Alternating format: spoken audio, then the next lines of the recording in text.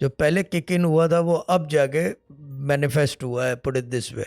चीज़ ये है कि 8 नंबर के घर में होंगे, कुछ तो होगा ना, ये चीज़ है ना। टाइम मुसीबत का है, हिसार बांध लें 2-3 दिन में एक दफ़ा चारकोल का, कि जो नेगेटिव इम्पैक्ट है, जो नेगेटिव एनर्जी है, जो ताकत है, वो कम हो जाए।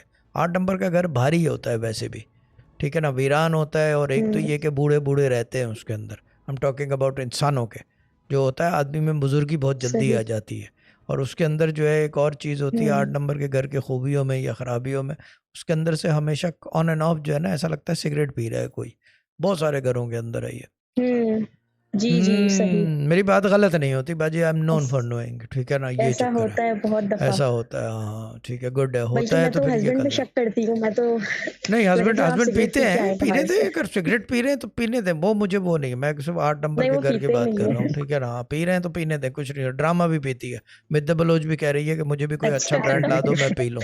हाँ, ये सही चीज़ है। है। हाँ, लायन जो है वो सिगार स्मोकर है, कहता है कि क्यूबन सिगार हो, कैस्ट्रो के बने हुए ना। हाँ, ठीक है ना, ओके भाई।